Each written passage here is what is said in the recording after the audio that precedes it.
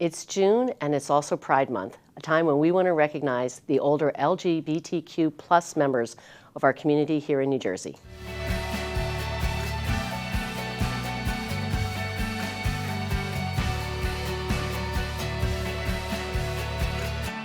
Hello and welcome to Aging Insights. I'm Dr. Cathy Rowe, the Executive Director of New Jersey Advocates for Aging Well, and today I'd like to welcome our guest, Amy Simon, the CEO and Managing Partner of LGBT Senior Housing and Care. Amy, welcome and thank you for joining us. Thanks so much for having me. I really appreciate it. And I'm just going to start off with, I read LGBTQ, and you don't have that in the name of your organization. Yes, that's true. Excellent question. The older adults have had a lot of experience with trauma through their whole lives, and the letter Q stands for queer.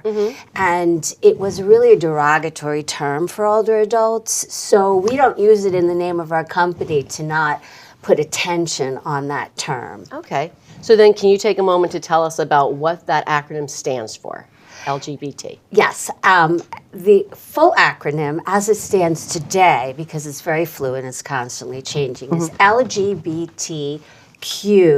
Now you know the plus, but without the plus, it's QIAAP plus. Lesbian, L, gay, G, T, trans, LGB, B, bisexual, T, trans.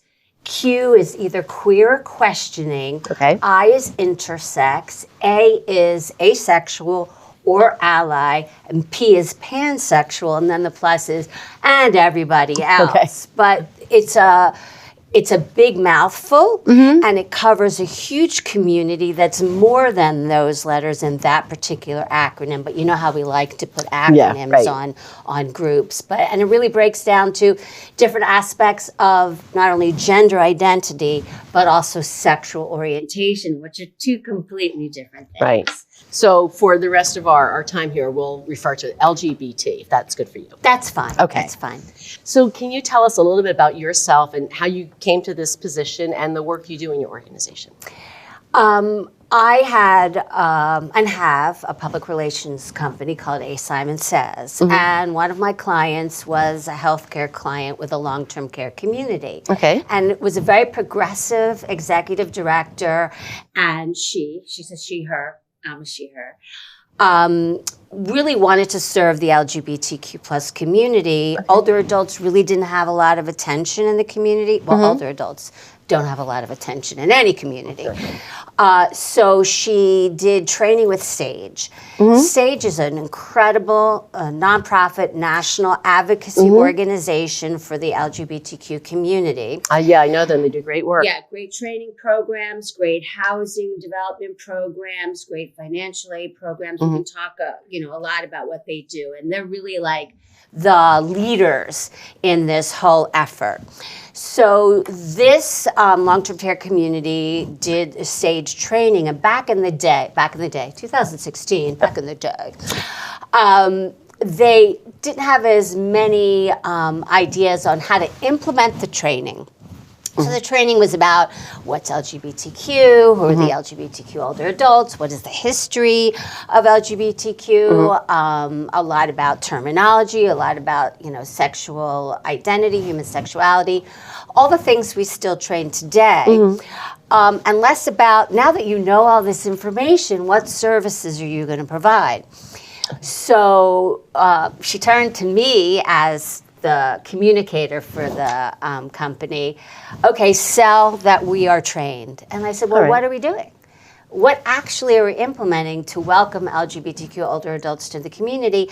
And there was no answer for that. So I was tasked with putting together a task force of long-term care providers, LGBT advocacy organizations in New Jersey like Hudson Pride, Garden State Equality. These are all excellent organizations that you and the studio audience should get to know about. Okay.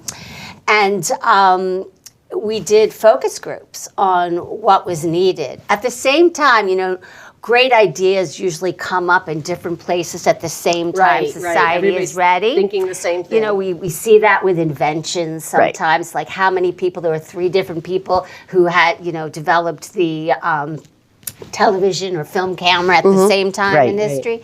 So it was the same with providing services to LGBTQ older adults. So Sage was doing the work. There's a group, Fenway in Boston started doing the work. So there was a lot of resources to reach out to and get more information.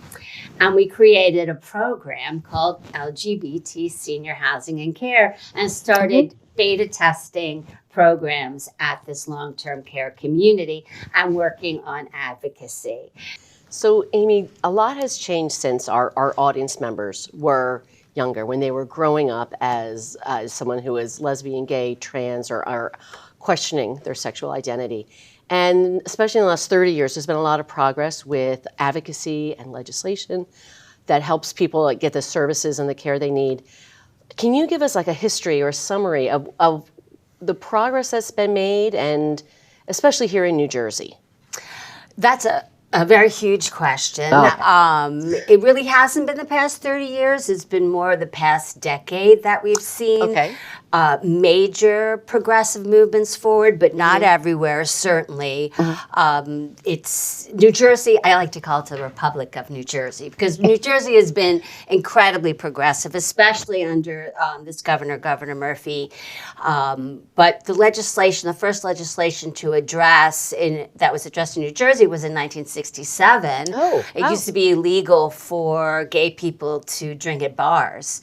So New Jersey passed legislation that no longer made it illegal. So really, I would say that was the first time that New Jersey really addressed some of these issues. And then a couple years later made intimate relationships not against the law, because gay relationships, and I use the term gay here instead of queer, as we discussed before, to cover the whole umbrella. So it used to be illegal. People could be prosecuted. People could be sent to mental institutions. People could be chemically and physically castrated. So New Jersey has been progressive all the way up to 2013 under Chris Christie, not allowing the transgender services to stop young people, for minors, from thinking, that they were transgender. To 2015, marriage equality, which was before the federal, the Supreme Court ruling. So New Jersey has been more progressive. Now, the last bill, there was an education bill putting LGBTQ curriculum in the curriculum for schools, which was very progressive. And there's some states like Texas. They're peeling that back, or they're legislating They against don't want, they're legislating what can and cannot be, that it's a state's right, that it's a Board of Education right, what you teach in your schools. So New Jersey, we've included it now in our curriculums, which is great. And the latest bill was New Jersey Senate Bill 2545 that was signed by the governor a year ago, March. Under COVID. Well, yeah, the signature while COVID was happening, which is a whole other story, requiring long-term care communities to be trained in affirming and welcoming and anti-discriminatory practices for LGBTQ plus and HIV positive older adults, but just in long-term care. So this is a great bill. It's limited in scope because it's just long-term care. And the advocacy groups who worked on this bill along with us at LGBT Senior Housing and Care, Garden State Equality, big shout out to Christian at Garden State Equality and the advocacy work that they do to push this bill along. It's had a hard rollout. First of all, there's part of the bill that's required to be held in person because there's a couple of designates required from each community, so we couldn't do it in person. So everyone had to regroup and create live webinars. And then nursing homes were very busy trying to keep older adults alive. And so this bill started before COVID. Years before. And it just happened. Oh, wow. Okay. Yeah. So the launch has really taken a while to unfold in the communities, and it's still going on now. It's very challenging because people are still dealing with, we're in an endemic cycle of the pandemic. So there's a lot to be dealt with. Right. But long-term care communities are stepping up. They're getting the training. We provide pre-recorded online self-study and live webinar training and technical support to providers. So that's all working well. One of the challenges is there aren't a lot of companies or training programs out there. Right. We've been promoting it through our newsletters and our contact list when someone is offering it, because we knew there were tight deadlines for when it had to be done. Studies show, the latest Gallup poll said that 7.1% of Americans identify as LGBTQ, with 1 in 5 Gen Zers identifying. And so that's an uptick even from 2021. I mean, I still have to update our material with that uptick. But it's unclear whether these are openly identifying people, because there's a lot of people that will not openly identify, especially older adults. So quantifying how this affects the older adult community that's in long-term care now is challenging, because they've had a completely different life history. True, right. They're older and sicker when they go into long-term care now than at any time in history, with cognitive decline, because the focus is aging in place, is staying at home as long as possible, and the experience is a life of hiding, of harassment, discrimination, trauma, financial limitations as far as the jobs that they could have if they're out, and then you pack on all the intersectionality elements, race, religion, country of origin, geography, that create additional barriers to care. Right, and barriers that some people have had throughout their entire lives, and now that they're older, it's adding up. It's the equation is adding up, and so how do you see the difference in services and needs? What do they need when they're seeking care at this age?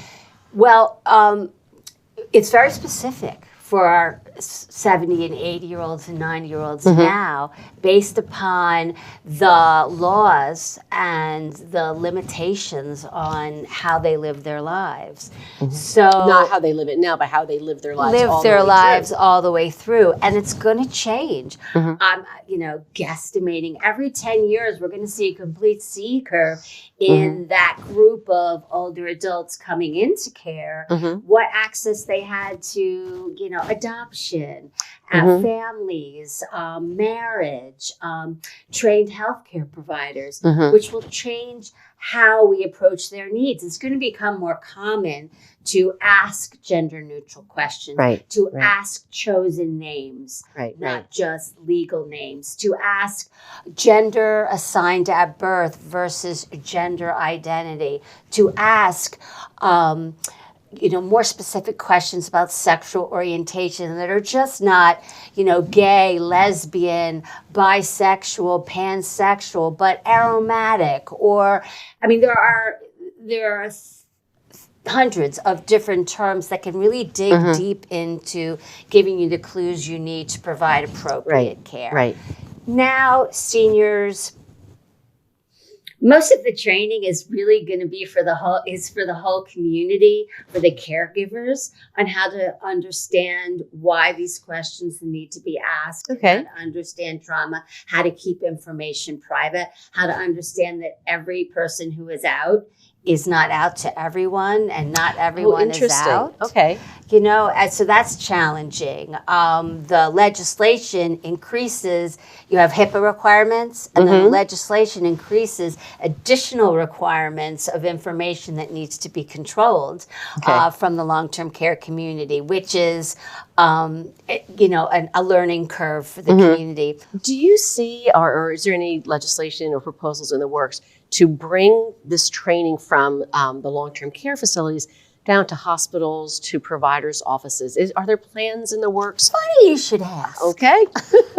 Yes. We have submitted a revised bill.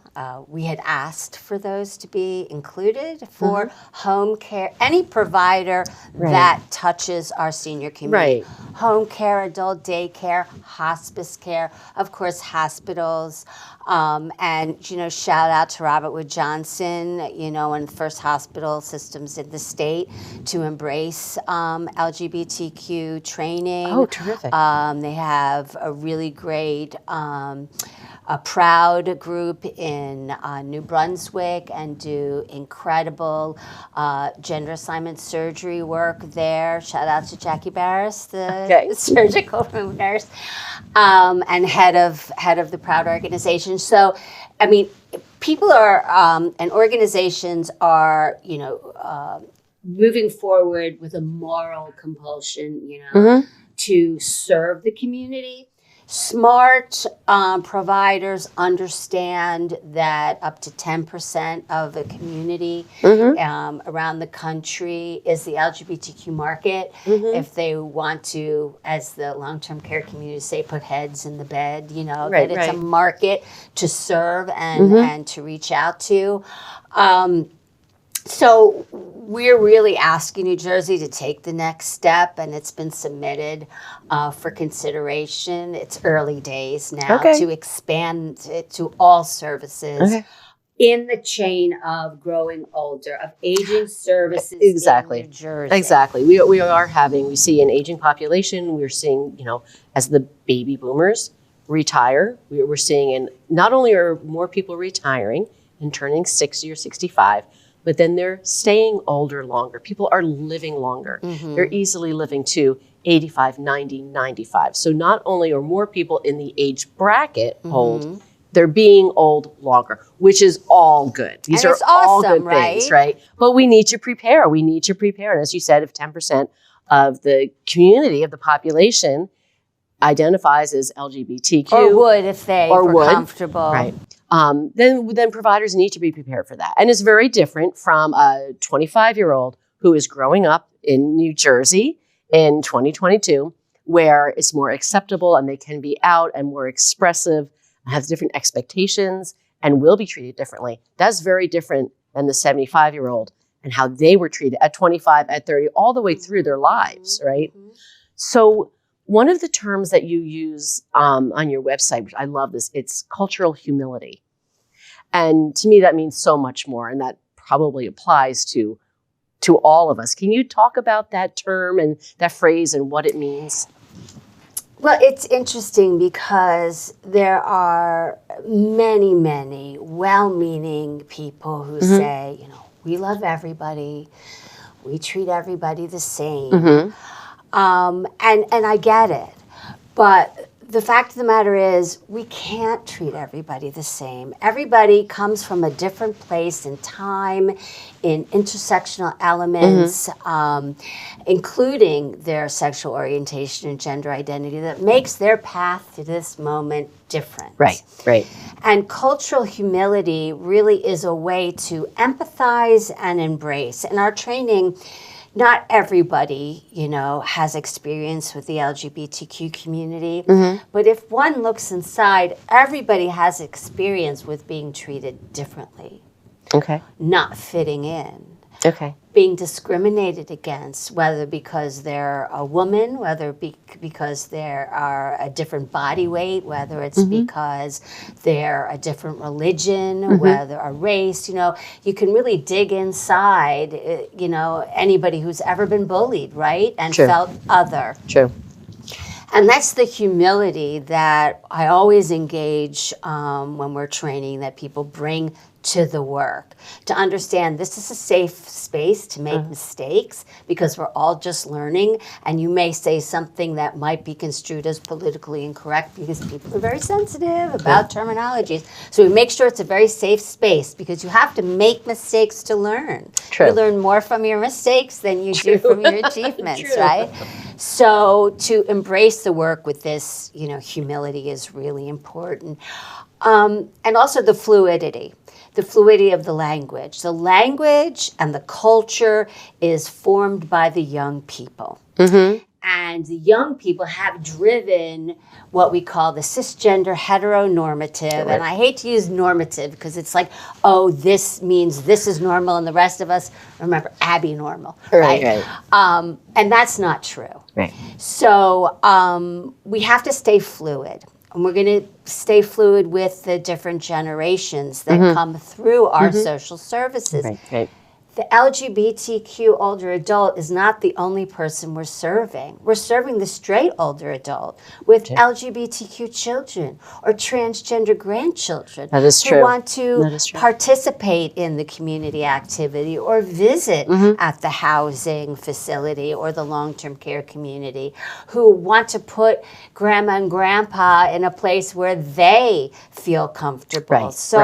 The market is much wider than the perhaps 10% now who identify. True, it does affect everyone. And we've all heard stories where people know someone, they say, oh, I don't know anybody who's gay.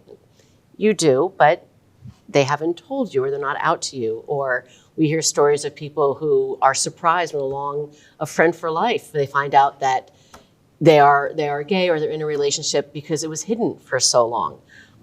Seniors, teaching the seniors, because going into an LGBTQ community, you must teach the other residents what's going on. It's one of the first things you have to do. Okay. So we have these community events and programs where we show this great film called Gen Silent, which is about, a gay couple, a lesbian couple, and a transgender person all navigating elder care and long-term care. And then we show it, popcorn, the whole thing. If you give them food, they will come to the community room. And then they want to talk about, but this one had cancer. And they identify different things in the film that don't have to do with LGBTQ. And then you dig deeper and you explain what the term is, because older adults don't know what LGBTQIAAP is, just like anybody else. And then you hear things like, oh, so my nephew's room, we love him. We love him. Right. We didn't know he was. They're gay. Is that what's happening? And it's like, you've been living, spending time for 20 years. You've known this man. Oh, I thought that was different, Yeah. And so they discover through these, discussions and through these opportunities that, yes, in fact, it's not odd or abnormal or scary, or the people are not weird, that there are people they've known and lived with and have been a part of their whole life. Right. And it's a way in to the discussion. I was explaining to my sons, I have 2 sons, and I was telling a story of what I remembered from growing up. And their friend goes, "Where did you grow up?" And I said, "It's not where, it's when. It's when I grew up. And you don't realize how far we've come." And, as we were talking about the legislation, we have made progress. And I think that some people might think, well, now, same-sex marriages are allowed. Isn't that enough? Haven't we done everything? Each person can interact with their community or on their job with humility and empathy without judgment, which is very important. There is no abnormal. Right. There's only who we are as people. Right. And all through history, we've had differences. You asked about some of the things, some of the training, some of the things that one does. So one of the things right off the bat is providing welcoming cues for the LGBTQ community. Okay. So how do you do that? Well, just like, when an LGBTQ person walks into an environment, they're so frightened of being discriminated against. They don't know if they can be themselves. They're going to look for cues. So having a little signage, a little sticker somewhere with the HRC, the Human Rights Campaign, another great organization, look it up, hrc.org, up, or our logo up, or a rainbow flag up, tells the person entering that space that they're going to be safe here. And you see, I'm wearing another welcoming cue. So we provide these to our providers. It can either be just a rainbow ribbon that they put their, ID on, Or, what are your pronouns? This is a pronoun ribbon. So immediately I'm saying my pronouns are she, her. So anybody who's from the community automatically knows that I'm a safe person to speak to. And we have these LGBTQ ally buttons because all of these people, who want to be allies of the community or allies within the community, one part of the acronym to another person in the acronym. So I brought these for you today. Oh, thank you. And you did tell me your pronouns are she, her. So I brought you a she, her sticker and an ally button and your rainbow lanyard that you can wear. So, I mean, these are some of the very first steps that you can include your office, your healthcare provider, your retail store, wherever you are, to let people know that they're safe entering your facility. And then all gender bathroom signs.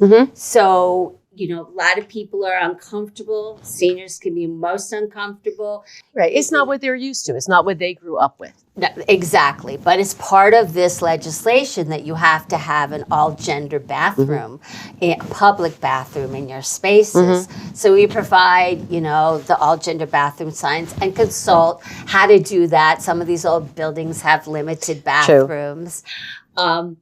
So I just was in Europe, and of course, everywhere I go, I'm looking for cues, and I'm looking for the community, and I want to know, how they're serving the community in other places in the world.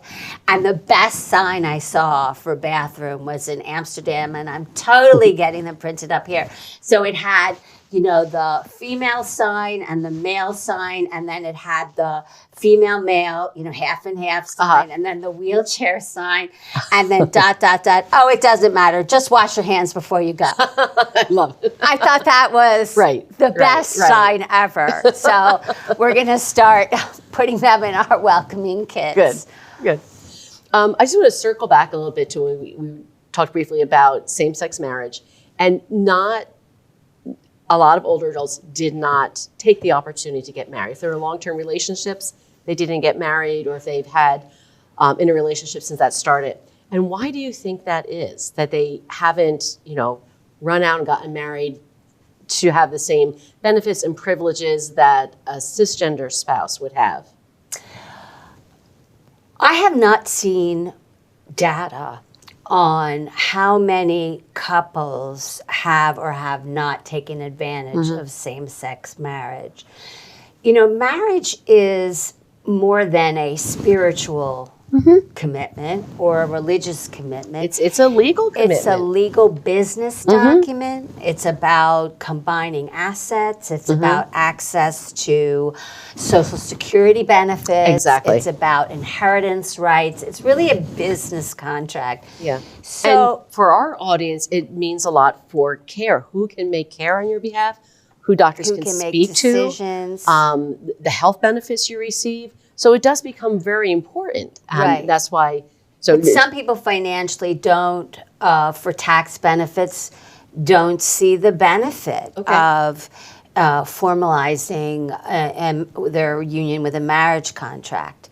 Other people, for example, in New Jersey, we had civil unions, domestic partnerships, then marriage. Right. My business partner says he's been married 4 times. He's had every one of those things. How many anniversaries is he going to celebrate? So some people just stayed with their civil unions or their domestic partnerships, which is why we encourage people to put those choices on their intake forms. So for people that haven't chosen to get married, what do you have suggestions for what they should do to have things in order in case their partner needs to act on their behalf? LGBTQ people in general need to have specific estate planning and long-term health care planning in place, regardless of the contractual relationship. Okay. Because inheritance rules are different state to state. So you have to know the rules in your state, and they're constantly changing. Oh, okay. I'm constantly getting called, can I I have to move to this state with my adopted children. am I going to be able to keep my children? I mean, that's a real question. Wow. Am I going to stay married if the Supreme Court says, overturns this ruling now that we have a very conservative court? These are real legal questions. Wow. So you need to know where you're living, and you need to have your healthcare proxies, your wills prepared correctly, make sure that it includes if the will is contested. I'm not giving legal advice. I know I'm a paralegal also, but I'm not giving legal advice. That, if the will is contested, that person automatically loses rights to anything in the will. Okay. You have to make sure that the language is gender neutral, that if you're itemizing a list of things you're leaving things to, and if any of those people change gender, will they still be able by name? So make sure Social Security numbers and other identifying information, even if you're doing like the napkin will, which in some states is legal, you identify your dependents and the people you want to leave things to, but other than gender identifying or specific names, because that may change after you've passed on. So there's other things. Right, but it's important for people to think about that, to have that in place. Have your healthcare proxies written up and have it all in a folder. Because even though it's the law that your partner or your husband or wife is permitted by healthcare proxy, by law, to get information, people in hospitals are still stuck in traditionals. Right. And if you're not the mother or the wife of in a hetero, that emergency room doctor that you can see 87 doctors, for everything. Right. They're not going to give you the information regardless of what the law says. Yeah. So come in with your paper. I'm the healthcare proxy. You must. Right. You have to be very aggressive. And one more reason we need that training that was legislated for long-term care facilities to trickle down and go through all levels of healthcare services. Well, it should be in medical schools. It's not legislated even to be taught in medical schools, dental schools, social work programs the state of New Jersey. Yeah. Not yet. Don't get me started. So, Amy, we've covered a lot, and we've covered a lot about the legislation. So, can you tell us the next steps? How can people keep track of this? What can they do? How can they get involved? In expanding NJS 2545 to the whole, aging chain? Yes.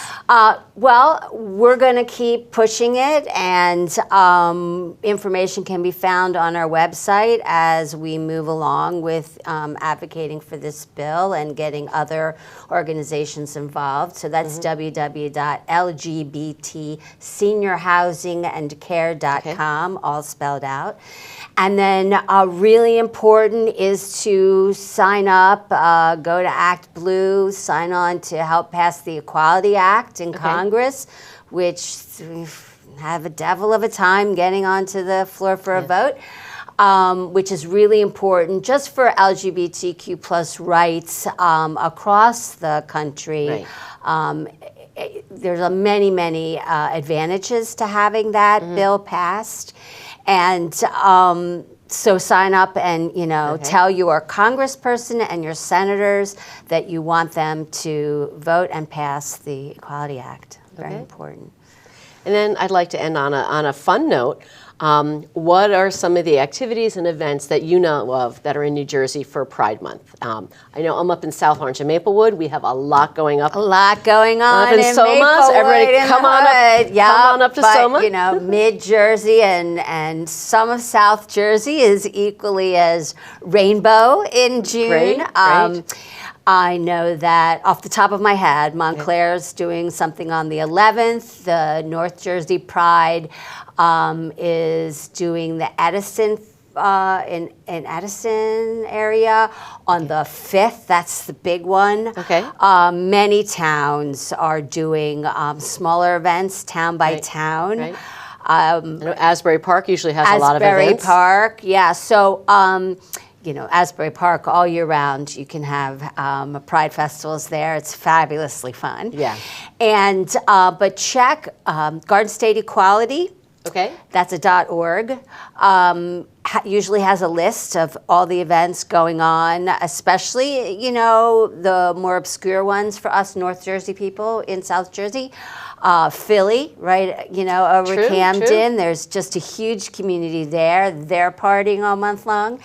And Hudson Pride in North Jersey, they work with a lot of people of color. We didn't get into this, but the huge community of color that needs all kinds of other resources. And so they have a lot of programs up north for the community there and the youth, and we'll be doing, Pride events too. Yeah. So there's just a lot going on. Okay. If you can't find a Pride event, you're not looking. So Amy, thank you for joining us today and for all the work that you do. This has been enlightening and entertaining. We really appreciate your honesty and your candor in explaining this to us. So we will stay in touch and keep track of the progress that you and your organization and other groups in the state are making. I want to thank you for joining us for Aging Insights. This episode is available on your local cable channels, YouTube, and now in a podcast version. Aging Insights is brought to you with the support of the Wallerstein Foundation for Geriatric Life Improvement. To find out more information and to view previous episodes, please visit our website at www.njaaw.org and click on Aging Insights. I want to thank our partners here at PCTV for helping us bring our guests to you today. If you need information or resources about services in your area, please contact your County Office on Aging. Their phone number can be found on our website. We also invite you to look at our website for services and resources dedicated to helping older adults. Thank you, and be sure to tune in next time.